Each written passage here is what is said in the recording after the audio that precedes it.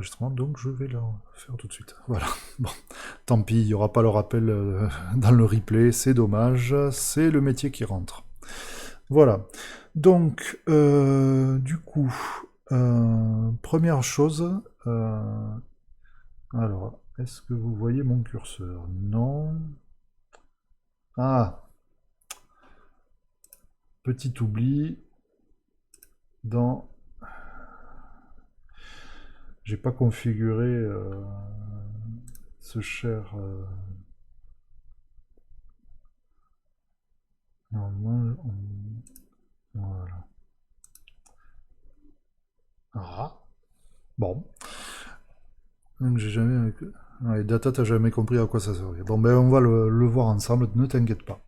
Donc, je voulais utiliser mon curseur souris pour vous montrer le code, mais tant pis, on va utiliser le curseur texte. En fait, quand je faisais la capture avec Caprice 32, je pouvais très bien déplacer le curseur souris, et vous le voyez dans le stream. Là, ça marche pas avec WinApe. Bon, c'est pas grave. Donc, première chose qu'on voit ensemble, c'est le dim qui permet de déclarer un tableau. Donc, je vais vous montrer là donc avec dim qu'on peut faire un tableau avec deux dimensions. Donc j'ai été tranquille, j'ai dit il faut décocher dans F12. Ah, bon. Hop. Ah bah écoute, là j'ai décoché hide mouse pointer et ça le prend pas en compte, mais bon, c'est pas grave. Dès que je passe dans la fenêtre, ça passe pas. Peut-être qu'il faut relancer WinApe, mais bon, on verra plus tard, c'est pas grave. Donc là, j'ai déclaré un tableau de chaîne de caractères qui s'appelle élève. Donc c'est un tableau à deux dimensions, de 10 lignes et 3 colonnes. Dans OBS, il faut afficher le curseur. Bah, normalement, je l'avais fait justement. Bon, écoute, c'est pas bien grave. Hop. Tic. J'ai capturé le curseur. Bon, écoute, c'est pas grave. Bon, donc du coup, j'ai fait que le tableau, il faisait donc 10 colonnes 10 lignes et 3 colonnes. Et donc mon but, c'était de pouvoir stocker jusqu'à 10 noms, enfin 10 élèves. Et donc dans la première colonne, je mettais le nom, la seconde le prénom, et la troisième, je mettais l'âge. Je vais vous afficher la doc de Dim. Hop, là vous la voyez. Donc c'est pas un hasard, hein, c'est directement une page du manuel d'origine de l'Amstrad CPC 6128, récupéré sur l'excellent site de Frédéric Bellec, acpc.me, que je vous conseille. Et donc on y trouve notamment la version PDF de ce livre, que du coup, moi, j'ai ma version d'époque. Elle a pris cher même dans le filtre. Mais bref, voilà, c'est le truc, c'est ma Bible, quoi. Et c'est vraiment un très bon bouquin. Donc, si vous ne l'avez pas en édition papier, je vous conseille de prendre la version PDF. Donc, vous voyez qu'avec l'instruction DIM, on peut éventuellement même déclarer plusieurs tableaux. Donc, ça aurait été ma possibilité. J'aurais très bien pu utiliser trois tableaux différents, un pour les noms, un pour les prénoms et un pour les âges. Voilà, c'était aussi une autre possibilité. Mais j'ai préféré utiliser la possibilité de faire un tableau à 3 colonnes. Dim, c'est important parce que ça vous permet donc de définir les dimensions par défaut de votre tableau. Oui. Et du coup, le tableau, si vous ne le déclarez pas comme ça avec dim, en fait, il va avoir la dimension par défaut, qui est de 10 cases. C'est tout. Donc c'est assez gênant quelque part parce que des fois quand on se met à coder, si on a oublié de faire un dim, ben, on arrive à la 11e case et ah mince, pourquoi ça plante, on ne sait pas. C'est comme ça, le basique est très très permissif. Vous pouvez vraiment Et donc, c'est pour ça que... Et ça réserve des octets en mémoire, effectivement, ça regarde, t'as raison. Mais on va pas s'occuper encore, pour le moment, d'octets de mémoire. Il faut considérer que, voilà, on a toute la mémoire dont on a besoin, il faut pas se prendre la tête avec ça pour le moment. On y viendra après, plus tard. En fait, il faut vraiment se mettre en tête que on est là pour apprendre, et ce n'est que quand le besoin se fera ressentir qu'on va apprendre les bonnes pratiques, les choses à éviter, mais on va pas apprendre ces choses-là avant d'avoir appris les bases. C'est comme ça. Sans le gars qui en a chié avec la SM. Mais ça, la gestion de la mémoire, faut pas vous leurrer, si vous tapez un très gros programme, vous l'aurez aussi ce problème, même en basique. Et croyez-moi, c'est pas simple à gérer. Quand on a vraiment un très gros programme et que, au fur et à mesure de l'utilisation, on s'aperçoit que le programme se met à avoir un comportement très erratique, c'est vraiment complexe. Donc du coup, ce sera des choses à apprendre plus tard, ça sera utile. Mais là, pour l'instant, pour ces petits programmes qui font même pas plusieurs dizaines de lignes, c'est pas la peine de se prendre la tête pour l'instant. On a d'autres choses à apprendre avant de voir ces complexités-là. Donc ne vous inquiétez pas. Voilà. Le même du moment, t'inquiète pas, tout va bien se passer. Je suis tes vidéos et franchement, chapeau. Merci Elron. Voilà. Et donc du coup, on va revenir donc au programme maintenant. Donc du coup, après cette petite digression, donc du coup, là maintenant, je vous montre... Ah oui, un dernier truc. Le tableau, une fois que vous en avez fini, vous pouvez l'effacer avec Erase. Et donc là, ça remettra votre tableau à la taille par défaut. Donc 10 caractères. Quand vous avez défini votre tableau, vous ne pouvez pas l'agrandir. Vous devez d'abord l'effacer pour le refaire à la taille que vous voulez. Voilà, ça va rafraîchir la mémoire. Comme tu dis, effectivement, TSM 49, tu ne peux pas... comme dans certains autres langages plus évolués, tu ne peux pas faire évoluer la taille de ton tableau. Vous ne pourrez pas non plus insérer des cases dans votre tableau, c'est pas possible non plus. Votre tableau, vous l'avez défini à une certaine taille, point barre, il ne bougera pas. Les données que vous avez mis dans une case, elles n'en bougeront pas. Donc si jamais vous voulez insérer une donnée dans votre tableau, eh ben, vous n'avez pas le choix, vous êtes obligé de trouver la bonne position, recopier tout ce qu'il y avait en le décalant et insérer votre donnée au milieu. Voilà, c'est comme ça. Mais bon, il y a ces inconvénients-là, mais d'un autre côté, vous avez un accès au tableau qui est quand même très simple. Donc, pour illustrer cet usage des tableaux, j'ai aussi utilisé l'instruction data, qui, comme son nom l'indique, sert à définir des données. Donc, data, données, c'est de l'anglais, c'est facile. Enfin, data, c'est du latin, mais bon.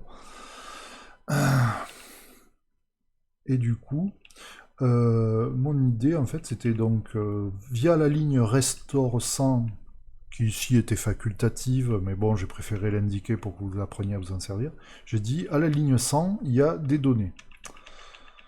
Donc, quand je fais ici for i égale 1 to 5, donc je fais une boucle for, hein, vous vous rappelez, on avait vu ensemble les boucles for, on voit plus le CPC. Ah oui, effectivement, excusez-moi, j'ai oublié d'enlever la définition du basique. Bah, pourquoi ça s'efface pas? Hop, attends. Hop, voilà. Ça y est, là ça doit revenir là. C'est bon, vous voyez de nouveau le code? Il y a peut-être un petit retard dans la vidéo. C'est bon? Voilà. Très bien. Donc, du coup, je reviens sur mon code. Donc, avec l'instruction read, le code est bon, merci.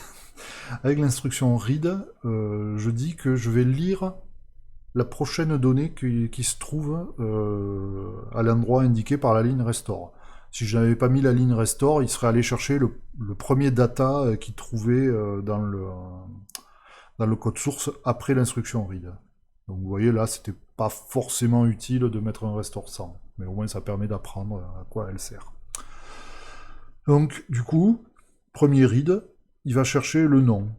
Il va mettre dans la variable nom la chaîne de texte du rang. Alors vous voyez, ici, dans data, vous n'avez pas besoin de mettre des doubles cotes, vous mettez directement votre texte en dur, comme ça. Et ensuite, vous voyez, le read, il fait read d'une autre variable, prénom. Donc là, hop, il va lire Philippe. Et puis là, il fait le read d'une troisième variable, âge %, donc là, je m'attends à lire un entier. Et donc, je fais read, et dans âge, il y aura 42. Les datas, ça peut se taper au kilomètre. Là, après le 42, j'aurais très bien pu mettre Palourdieu, Gédéon, 58 et ainsi de suite. Alors moi, personnellement, je vous conseillerais pas forcément de faire ça.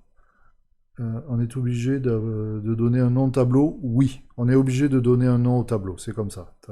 Une variable, dim, c'est pour déclarer une variable de type tableau, en fait. Dim sert à donner la dimension, en fait, de la variable élève $, voilà. Donc, du coup, là, on peut voir que c'est un tableau de 10 lignes et 3 colonnes. Voilà. Vous pourriez aussi carrément avoir une troisième dimension si vous le vouliez, et ainsi de suite. Donc là, après, on parlera de cubes et ainsi de suite. C'est des possibilités. On a vraiment beaucoup de possibilités dans ce basique-là. Donc, du coup, moi, ce que j'ai fait, c'est que j'ai mis toutes les données d'une personne sur une seule ligne, et je passe ensuite à la ligne suivante. C'est pour des questions de lisibilité.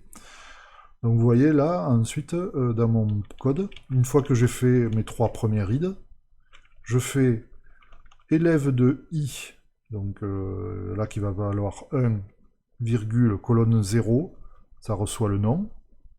Ensuite, ligne i de mon tableau élève, colonne 1, ça va recevoir prénom. Et ensuite, ligne i, colonne 2, ça va recevoir str $ de âge. Voilà. Donc, str $, c'est ce qui permet de caster, on va dire, entre guillemets, une variable numérique en chaîne de caractères. Parce que voilà, j'avais un tableau de chaîne de caractères, donc si je veux y stocker un nombre dedans, comme tu dis Mike, il vaut mieux la recaster en string. En fait, comme tu dis, Hamsterigas, je pense que c'est possible, en fait, parce que le basique est quand même très très souple. Donc, plutôt que de dire être sûr, on va le tester tout à l'heure, mais en fait, à ne pas confondre avec recastrer, oui, bien sûr. Tu veux que je me fasse censurer par Twitch ou quoi? Et du coup, str $, pour moi, c'était pour dire explicitement, je veux que ça devienne une chaîne de caractères. Voilà. Cette air de montagne, ça sent le sapin. Salut Amaury. Voilà. J'étais en train d'expliquer comment gérer les tableaux et les datas dans le programme. Dans le basique. Donc, et on va essayer tout à l'heure de voir à quel point le basique peut être très très souple pour tout ce qui est gestion des variables et tout ça, et des typages de données.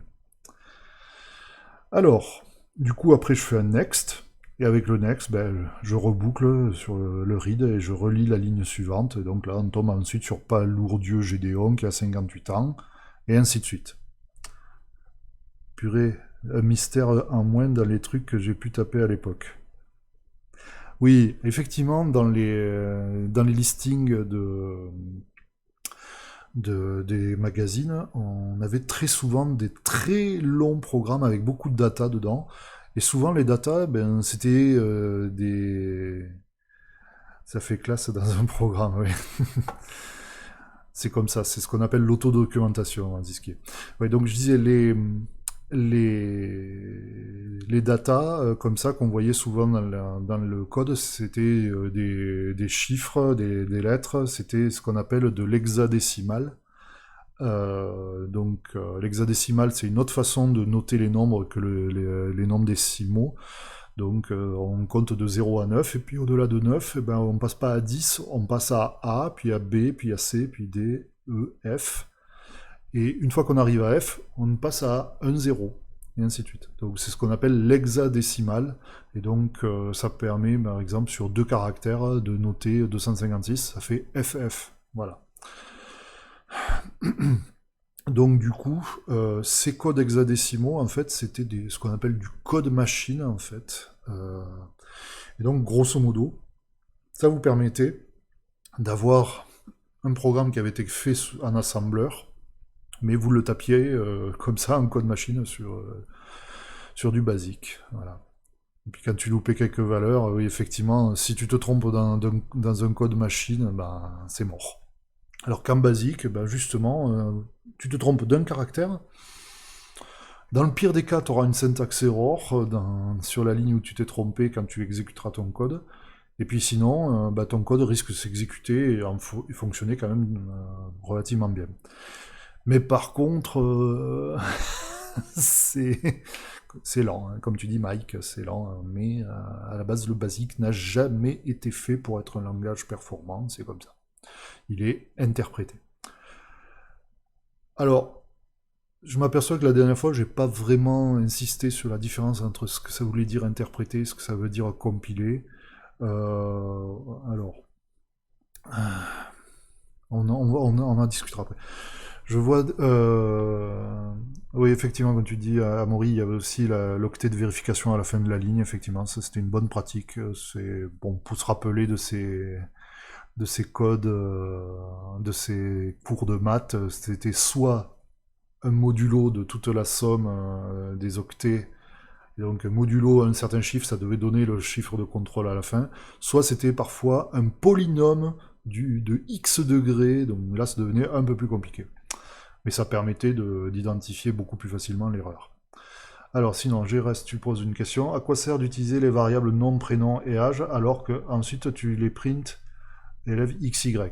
Alors, GRS, là c'est juste un exemple pédagogique. À la base, je fais le nécessaire pour lire les datas et ensuite je les mets dans le tableau. Et donc juste après, je vais afficher le tableau. Mon but étant de montrer comment on utilise un tableau et comment on utilise les datas. Voilà. Ouais, voilà, voilà. Donc, du coup... euh, Ah oui, donc maintenant je voulais vous expliquer la différence entre interpréter et compiler. Donc un interpréteur, en fait, c'est vraiment un logiciel qui va prendre votre programme et va le lire vraiment instruction après instruction, comme ça, euh, et va l'exécuter au fur et à mesure qu'il le lit. Un compilateur, il va vous prendre tout votre programme et il va vous le traduire intégralement de manière à ce que votre ordinateur puisse l'exécuter d'une traite comme ça, de manière optimisée, native. Voilà, ça va vraiment traduire le langage que vous avez tapé dans le langage de l'ordinateur, de manière à ce que ça soit performant. Donc c'est vraiment des logiques très différentes. Techniquement, il n'y a rien qui vous empêche de faire un compilateur de basique. D'ailleurs, certains l'ont fait, hein, mais à la base, c'était pas du tout l'objectif. Le basique était vraiment fait pour être interprété. Voilà. Zisquier, tu dis qu'il y a un truc que tu ne piges pas. Vas-y, je te laisse Entre un for et un next, on lit chaque ligne et on met chaque donnée dans un tableau dans les trois mêmes variables. Du coup, elles sont écrasées. Et à la fin, il n'y a que la cinquième ligne. Eh bien non, justement, comme tu peux voir, ici, une fois que j'ai lu mes trois variables, je les mets dans le tableau. Donc du coup, mon tableau contient les données que j'ai lues.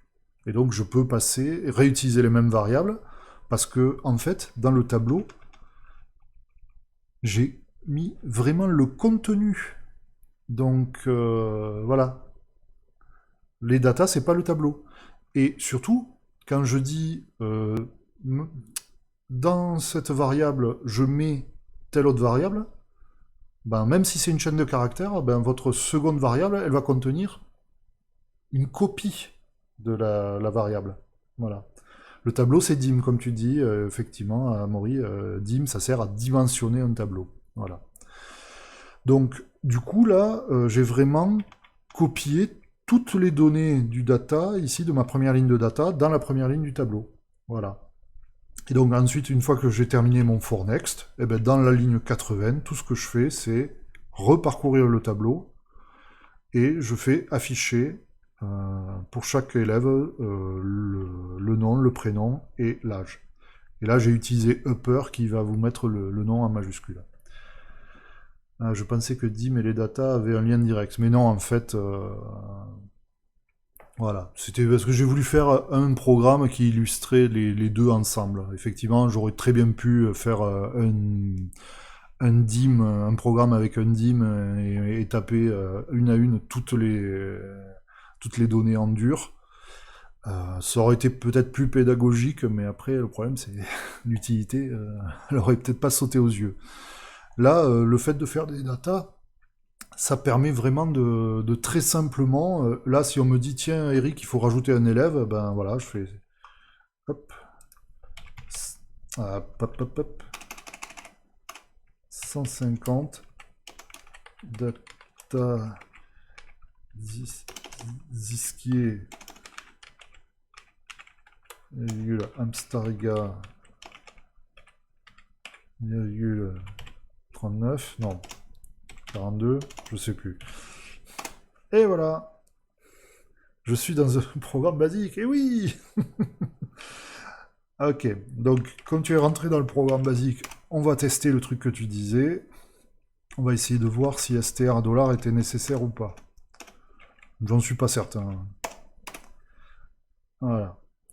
43, bon. Run. Et en plus d'être dans Witcher 3.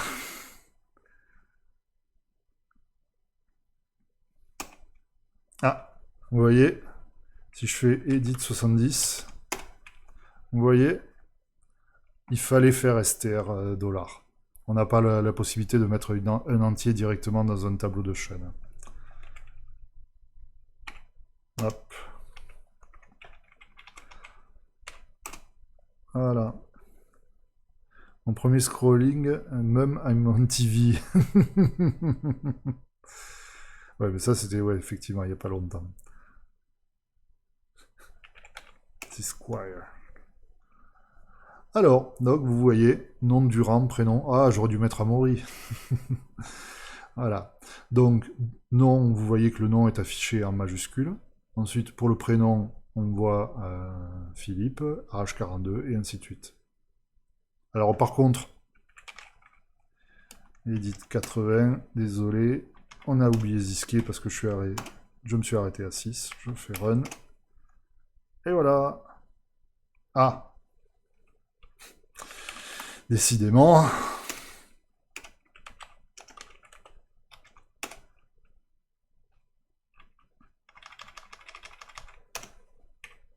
Donc la valeur numérique ne rentre pas dans une valeur caractère, il faut convertir, tout à fait. Et dans l'inverse, c'est pareil. Si tu essayes de mettre une chaîne de caractères dans une variable numérique, ça ne passera pas.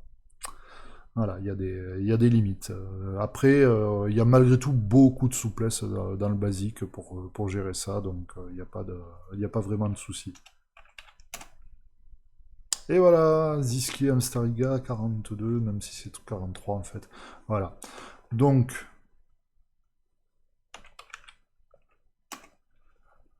effectivement, et comme tu dis, on va faire ça. Alors, c'est là qu'on va voir que on peut rajouter une variable nb élève. Bon, que je mets un 6. Hop, edit 50.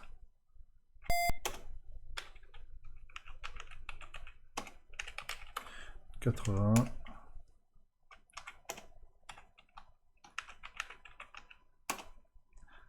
Ah oui, vous vous souvenez, je vous avais expliqué la dernière fois, c'est important de documenter. Ici, REM, donc j'ai quand même dit, attention, ça c'est le cours illustration de tableau et data.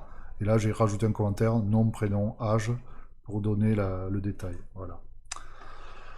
Voilà, voilà, donc, hop, ça c'est ok, donc on fait un dernier run. Voilà, donc on voit que ça marche. Je vais sauvegarder mon programme. Je sais pas si je vous l'avais montré la dernière fois qu'on pouvait sauver les programmes sur disquette. Hop, donc je l'appelle save data. Et voilà. Il y a la limite de caractères pour saisir une variable. Honnêtement, je sais pas jusqu'à où on peut faire une variable de longueur. Bon, après, je vous conseille de faire le nom de variable le plus explicite. Donc, on va essayer, tiens. Limite de longueur de variable à la moins égale 0. Ah, on n'a peut-être pas le droit de mettre des moins dans les trucs, autant pour moi. Limite. On sait qu'on trouve le. Voilà. De.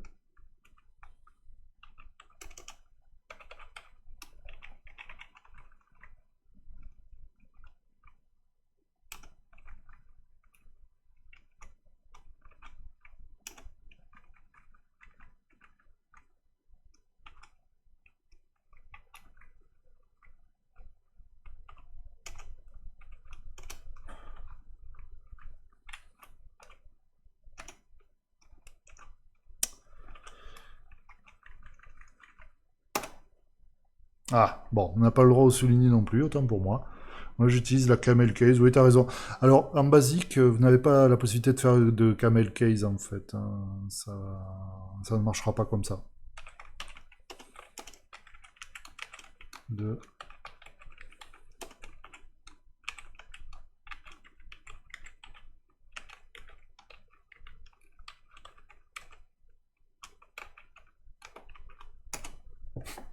Bon, on a vraiment la possibilité de faire des noms de variables très longs, hein.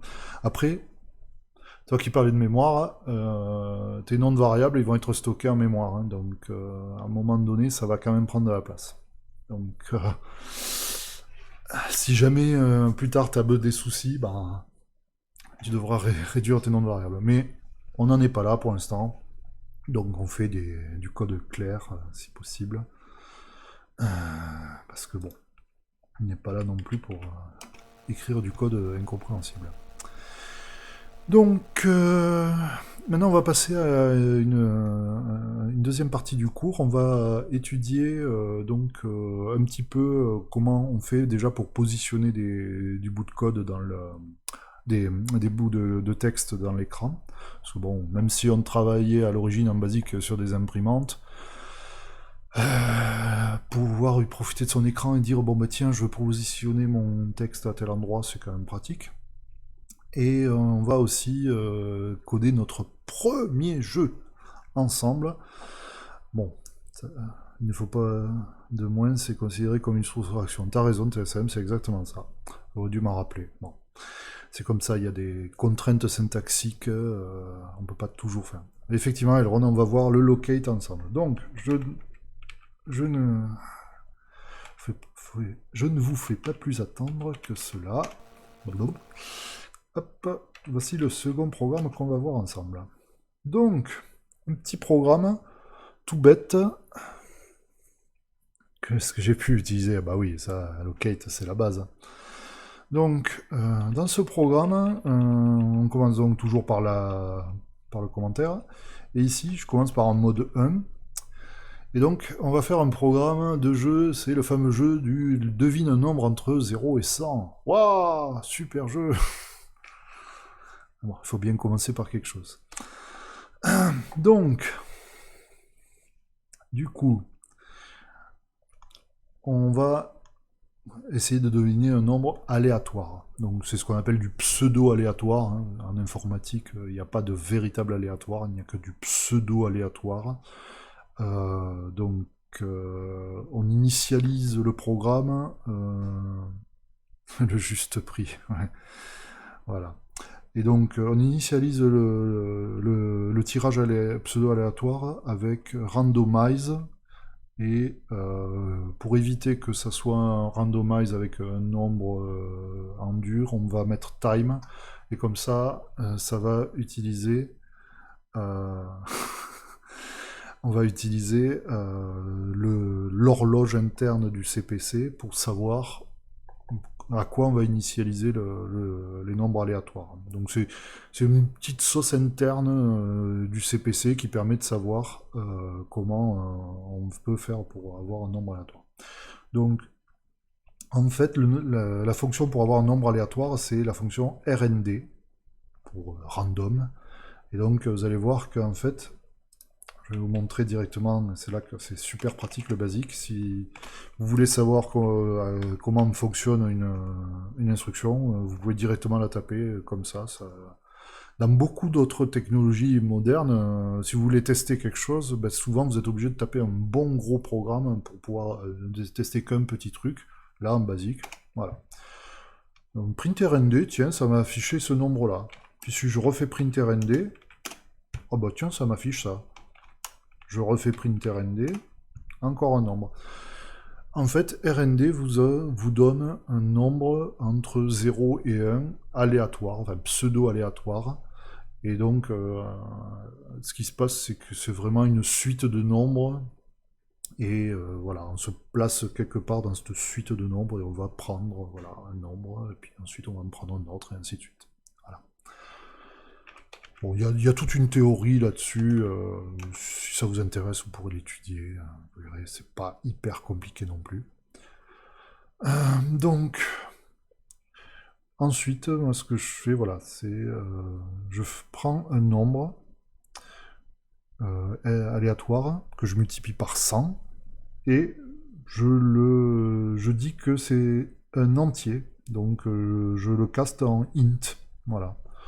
Donc vous allez me dire, nombre, j'aurais dû mettre pourcent devant, ça serait mieux. Donc on va le faire tout de suite. Hop, non, c'est edit 30. Voilà. Et vous allez me dire, il y a peut-être aussi une autre possibilité, c'est de faire directement confiance au cast, comme ça. Alors, maintenant, du coup, la seule chose qui me reste à corriger, c'est edit 60. Ici, je mets pourcent.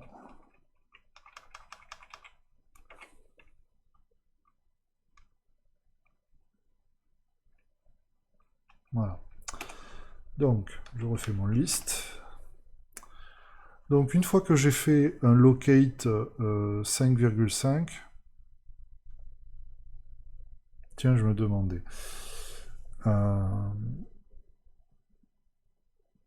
Si la triple égalité existe, je ne sais même pas ce que tu veux dire par triple égalité.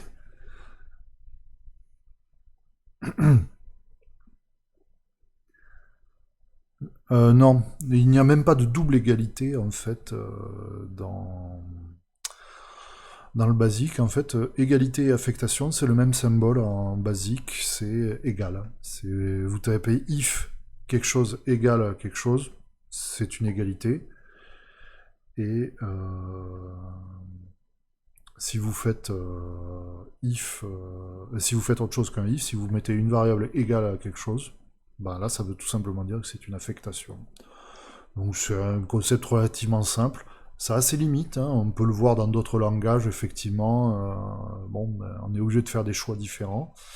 Mais voilà, ça a quand même son utilité, sa souplesse, voilà. Moi personnellement, je suis pas contre le fait d'écrire comme ça. Syntaxiquement, je trouve ça assez propre aussi. Mais voilà, on va pas refaire toute la théorie des langages de programmation. On n'en est pas encore là. Donc, au départ, je voulais vous montrer l'instruction locate. Locate 5,5, en fait, ça va vous positionner à partant du haut sur la cinquième colonne, 1, 2, 3, 4, 5, et sur la cinquième ligne, 1, 2, 3, 4, 5. Voilà. Du coup, voilà, c'est vraiment une instruction très simple, locate, voilà, ça vous positionne sur l'écran.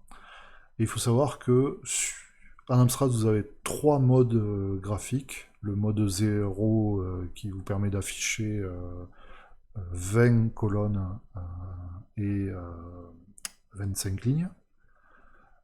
Le mode 1 qui vous permet d'afficher 40 colonnes et 25 lignes. Et le mode 2 dans lequel on est actuellement, 80 colonnes et 25 lignes. Donc en fait, vous allez me dire pourquoi il y a le mode 0 qui n'affiche que 20 colonnes, mais en fait ça sert à avoir dans ce cas-là plus de couleurs. Vous avez une moindre résolution, mais vous avez plus de couleurs. Et comment on gère la couleur, ça sera pour la semaine prochaine. Voilà. Je fais du teasing, je suis trop fort. Donc, du coup, on va faire un run déjà pour savoir si je ne me suis pas trompé. Donc, vous voyez, là, on a basculé dans un mode où effectivement on affiche les nombres en plus gros, les caractères en plus gros. Donc, je fais 50, non trop grand. Je mets 25, non trop petit. 35, trop grand. 30, trop petit. 32, tu as gagné. Waouh! Vous voyez, du coup, avec les lockets, j'ai pu positionner mon texte où je voulais, et j'ai pu éventuellement dire d'effacer une partie de l'écran et réafficher des choses par-dessus.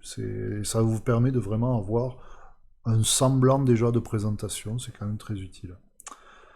Donc maintenant, on va rebasculer en mode 2, parce que bon, c'est quand même beaucoup plus pratique pour éditer du code. Et donc, vous voyez, en fait, le test, il est vraiment très simple. Hein. Une fois que j'ai fait mon print, efface les choses. Ensuite, je remets ici input entre ta proposition. Et hop, on saisit la réponse comme ça dans la variable. Et ensuite, vous voyez ici, j'ai fait exprès de dire réponse 100 $. Donc en fait, je m'attends à rentrer des nombres. Je ne fais pas le test. D'ailleurs, ça serait le bon moment pour le vous montrer. Là, si par exemple, un nombre entre 0 et 100, je tape 50. Boum, redo from start.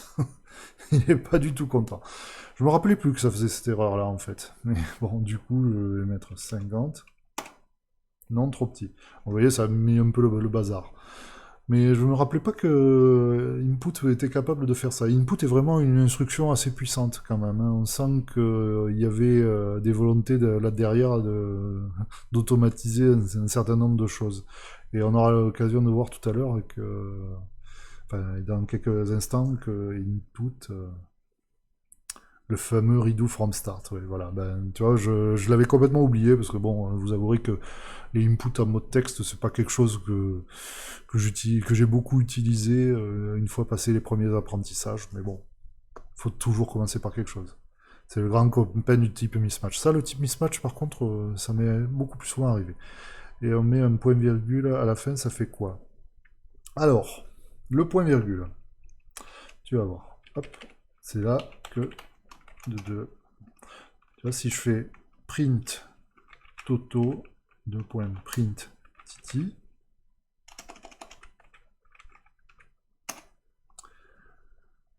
par contre, maintenant, si je fais print toto, print toto, point virgule, print titi, voilà, tu ne vas pas à la ligne. Si on met un nombre à virgule, ça fait quoi? Pardon. Alors, écoute, on va essayer. Excuse-moi, j'ai lu de travers. Enfin, faut dire, je lis forcément de travers, vu que je suis obligé de me tourner en biais pour lire. La bonne excuse. 50.5.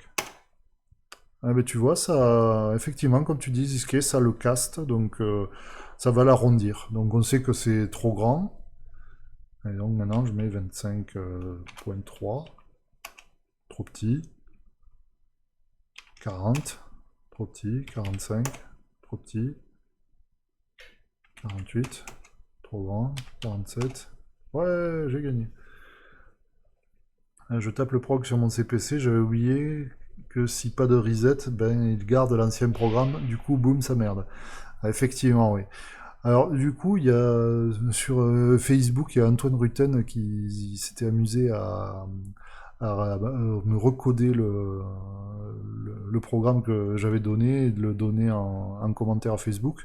Je pense que quand je posterai le replay de ce cours-là, je mettrai les cours les programmes qu'on a tapés dans la description ou dans les commentaires sur YouTube.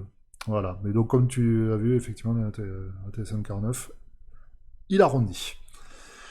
Donc, un autre truc qu'on n'a pas vu tout à l'heure, c'est que j'ai fait un while in key égale vide de point wend pour attendre qu'on appuie sur une touche. Et là, il me dit souhaites-tu rejouer? Donc j'ai fait un input. Et vous avez vu, j'ai mis entre parenthèses O/N.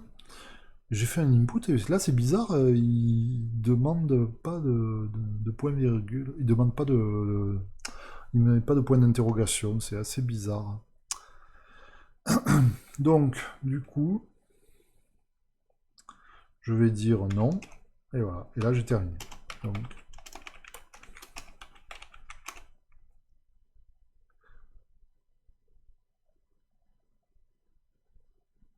ah ben là en plus il me l'a pas fait non plus, effectivement, parce que j'ai mis un espace, je crois.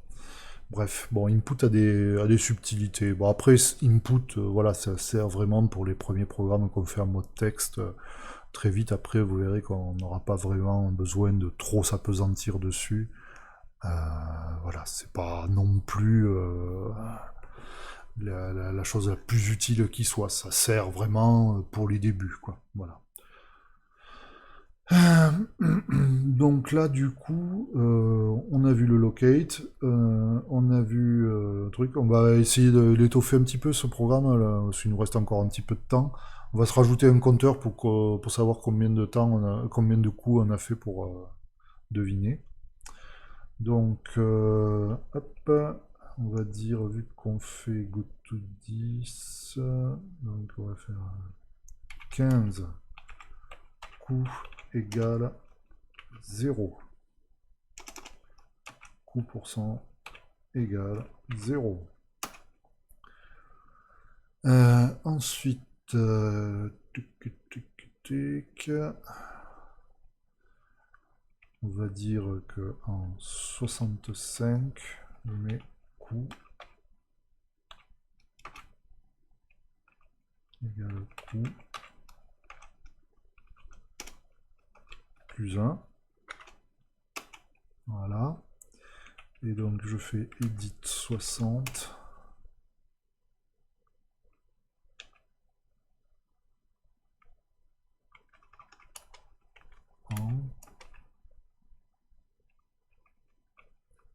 Alors vous voyez, j'avais mis des espaces exprès pour effacer les réponses. On va le faire autrement.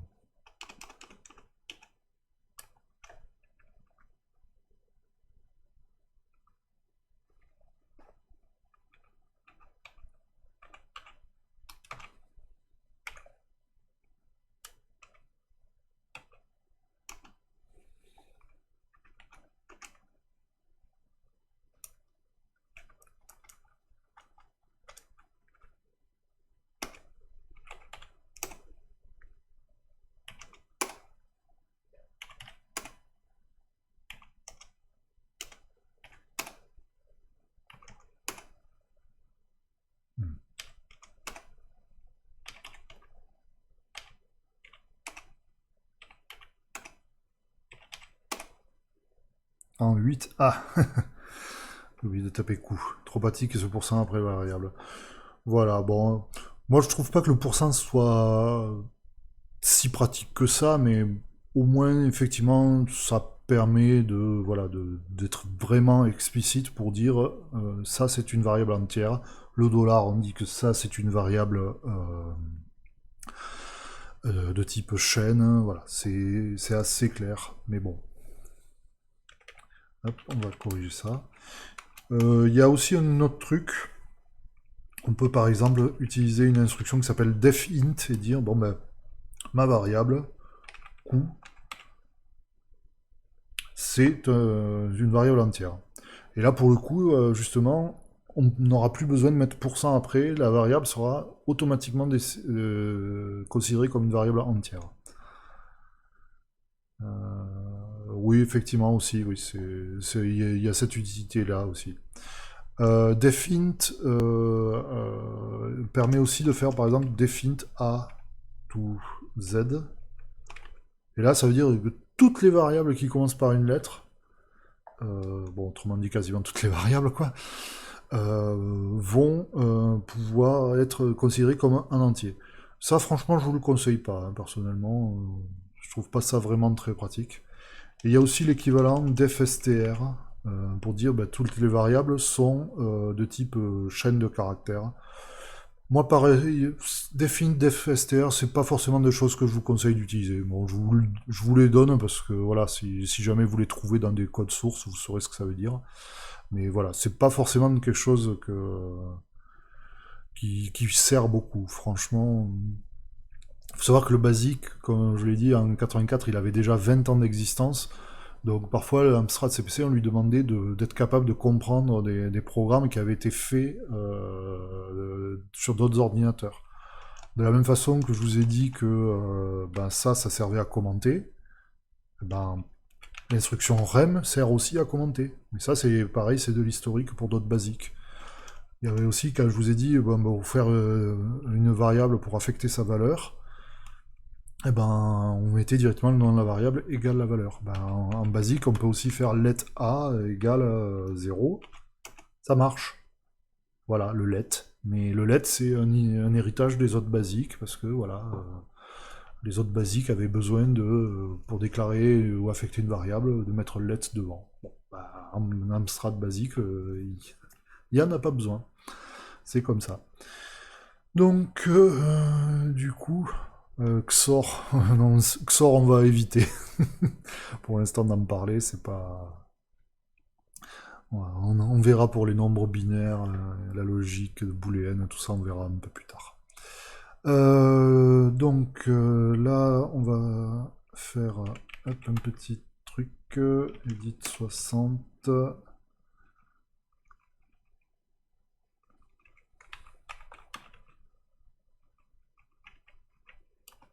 Voilà, c'est mieux. Et je vais sauver le programme. Intendit A égale 0. Oh oui, non, mais... non, je parle pas encore d'assembleur, Amaury. Hein. On verra plus tard. Voilà, voilà.